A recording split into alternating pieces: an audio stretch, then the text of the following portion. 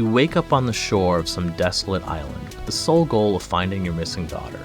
This is the premise that starts The Shore, a Lovecraftian horror adventure game that's sorta half walking sim and half not. And yeah, I decided to keep this Lovecraftian train going, so to any who love this kind of stuff, then maybe check out my reviews of both Call of the Sea and Call of the Elder Gods after this video. Anyway, is this one any good? It's been out for years, having released in 2021 on PC, and recently got an enhanced edition release on consoles. I had my eye on it for a while, and finally decided to give it a go given my recent play history. But without further ado, let's get to the review. I have offered my right arm and spoke the correct words in his absence. Only pain accompanies me towards my demise. I was forced to leave the lighthouse. There's something wrong in all of us. Only the slumbering God can save us now. What God is he talking about? Andrew, our main character, is a fisherman washed along the shore and looking for his missing daughter. He believes her to be alive and explores down the coast to find any signs of her. Instead, he finds a lighthouse with notes describing horrible events and disturbing creatures. Additionally, these notes talk about people who had been on the island before and how they essentially lost their minds. The story at this point does a good job to set an appropriate Lovecraftian tone. Everything is unsettling as you're trying to figure out what's going on here. It was genuinely interesting trying to piece together the story. There's also some light puzzle solving in this section of the game, although I hesitate to call any of these puzzles. Essentially, it's just finding necessary items to trigger something or progress.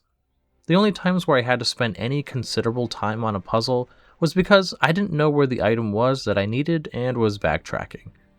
On that note, there's a lot of pointless space in this game. Areas that have nothing there, forcing you to turn back the way you came.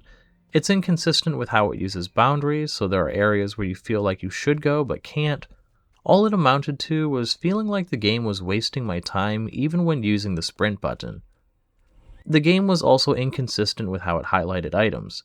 Sometimes it would be very apparent that something was there. Other times you'd have to just pass your view over it and an interact icon would show up.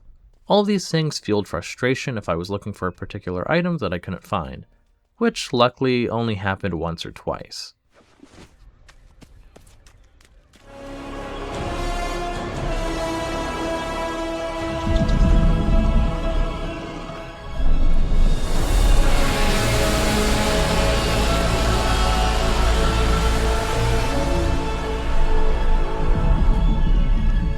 Visually, the game looks great. Honestly, if you want to see some nice rendered Lovecraftian creatures and horrific realms, then I think the game is worth it just for that. It's clear that the designer behind this solo developed game put a lot of love into the 3D models for all the creatures as well as the environments. I thought the bleak aesthetic of the shoreline did a lot to convey a sense of isolation. Coming across something eerie like a ritual site, or especially this black orb, was unsettling. Music and sound design were great fits as well, with all the sounds feeling immersive or true to some sort of Lovecraftian horror. The music tracks all fit the tone nicely and worked well for the different moments. Once again, the black orb accompanied with its disturbing music track.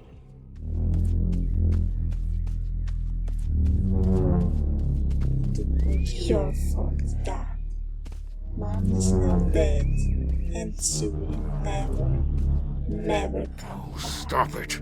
It's not my daughter's voice.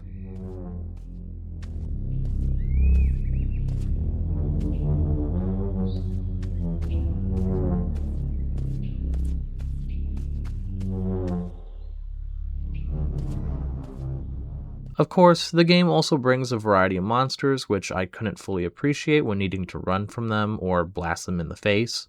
Yes, more on this later. But the grander moments were a treat. Seeing the sheer scale of some of these monstrosities and watching them walk through the water made it really easy to imagine why they would be world-ending disasters. However, I think the biggest miss as far as presentation goes is the voice acting. The main character does a passable job, but the rest didn't really do it for me, especially in the end when the game does its big reveal.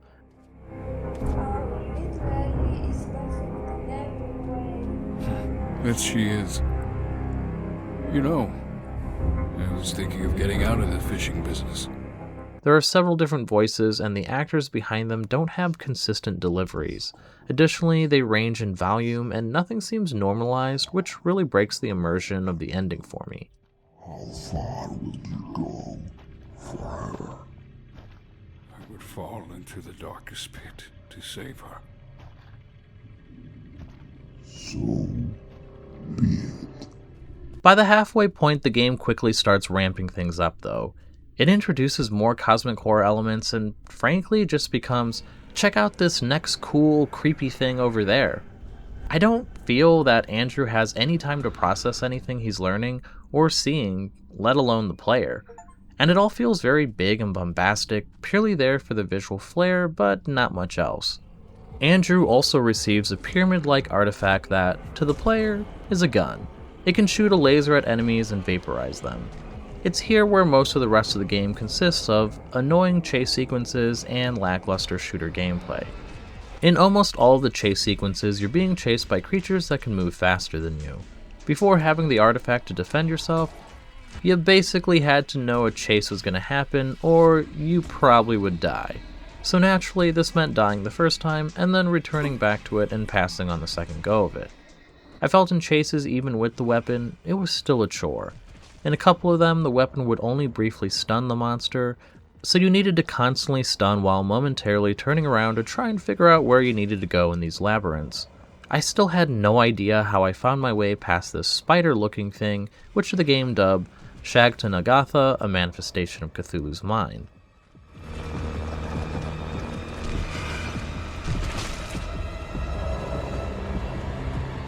And with the weapon, I felt shooting was really unsatisfying. There didn't seem to be any sort of hit feedback to know that you were doing anything, so I just blasted things and waited for them to dissolve. And if they didn't, then I usually died and had to try again. I'm not much of a walking sim fan, but I think I actually would have enjoyed the game more if they kept it how it started, given the action elements weren't up to snuff.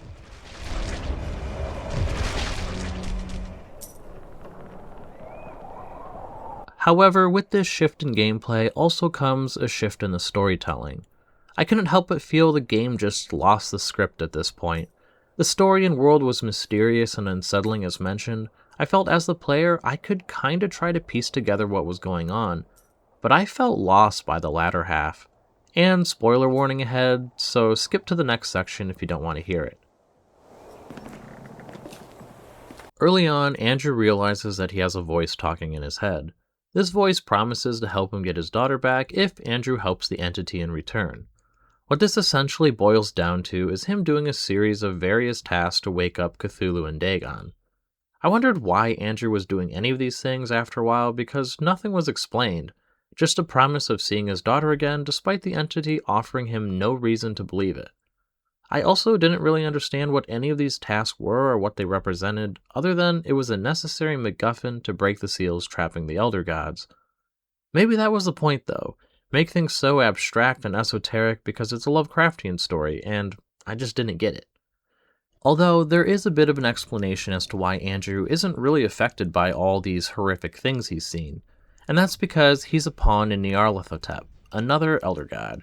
Apparently, Andrew's parents offered him up to the ancient powers that be, and then somewhere after that, Nyarlathotep created memories for Andrew to give him purpose.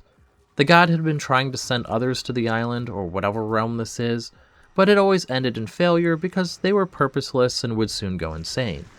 Instead, Andrew could work past this and break the seals holding the Ancient Ones in place. I don't completely understand Nyarlathotep's motives, but he says he wants to change reality, and in order to do so, he had the other gods freed to cause enough of an uproar. I felt that the only way to enjoy this boring reality was to change it. But I was in need of someone with purpose. You see, all the people I brought to the island had no purpose, no meaning. But you, Andrew, you are my favorite. I made those memories for you. I created a daughter that you never had. I was always there for you. The end has us face to face with Azathoth, the big supreme elder god that is sleeping, and in his dream all of reality lies. I'm assuming Nyarlathotep thought all this commotion could cause the dream to change, or maybe he's just trying to wake him up, which sounds bad. I don't really know. In the end, it feels as if there were two very different stories being told. I wonder if the game had been longer, if the story could have accounted for the shift better. Before I get into my final thoughts, if you're enjoying the video or found it helpful, then please consider giving this video a like and subscribing for more video game coverage in the future in the form of reviews and first impressions. And if you're feeling extra generous, then you can buy me a hot beverage via YouTube Super Thanks or consider joining my YouTube membership. Every little bit goes a long way in helping improve the channel. Overall, the Shore runs for $11.99 USD, and I put in about 2.5 hours into the game. I would never spend that much money on a game for the amount of content in it, and with hindsight of how I felt about the game after the fact, I definitely wouldn't recommend it at full price. However, The Shore is not a bad game. It has a compelling intro that, while it fell apart halfway through, still had an interesting story overall. The world design and assets for the monsters and the elder gods are all great, and would be a treat for those really into Lovecraftian lore.